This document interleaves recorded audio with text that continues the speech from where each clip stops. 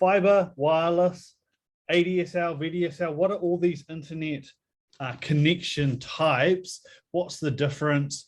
How are we supposed to understand how they work, and where does satellite internet fit into the picture there? It's a very good question, Braden, and one that I hear a lot. I know the satellite wasn't written on the page there, which a little bit disappointing. But I think it's a question that we get so often, is that people just think that the internet's the internet. It's been given to us in such kind of volume of recent years that we just expect it to be there. We expect it to be there when we turn our computer on, when we enter our homes, when we enter a shopping center, even when we're in a local park. You know, we expect to have Wi-Fi available to us. We expect to be connected to the internet. So the internet isn't the internet, isn't just the internet. It comes in so many different forms, and those forms come in different speeds, different capacity, different prices, and are available to different people in different parts of the country and the world. So fiber that you spoke about, obviously, is the newest one and the fastest one, and comes through fiber optic cables to our home, and allows us to stream Netflix and do all the things that we do now with 25 different people in the house, and HD and 4K and all the rest of it. Prior to that, we had the VDSL and the ADSL. So these were the connections that came across or came through our phone line through copper cables. So some people will notice that these are being phased out across the country. The copper wires are degrading, and they're not being fixed because they're trying to roll out fiber to where they can, but also utilize wireless technology. So wireless technology, the next one that you mentioned, comes in a couple of different forms.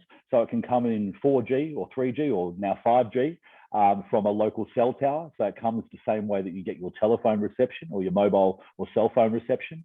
And you can get data through your phone, you can get it through tethering, and you can get it straight to a router in your home to actually disperse a Wi-Fi signal. It also comes from wireless towers in New Zealand. They're called wireless internet service providers, or WISPs, and they actually set up their own towers outside of what Vodafone and 2 Degrees do, and actually deliver you an internet service directly to your home from that. And quite often you have an antenna on your roof that will receive that signal that they send.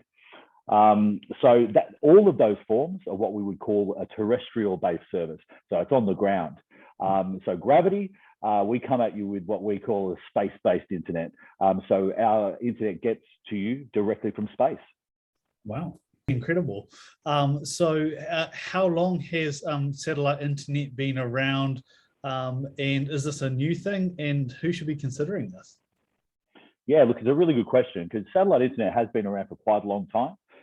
It's certainly come down in price over the last probably 4 to 5 years, like exponentially in price, and affordable for everyday use for residences. But it's also increased its capacity because the technology has come so far so as to allow you to actually stream Netflix on multiple devices within your home, no matter where you are in the country. Gravity Internet has customers living, anywhere from the remote parts of the west coast of the South Island, all the way up to Cape Reinga, and even all the way over onto the Chatham Islands. So we can, the beauty of having a space-based internet is that we can get to you wherever you are without any cables, without any fiber optics, and without any line of sight to a tower on the ground. Wow, that's amazing.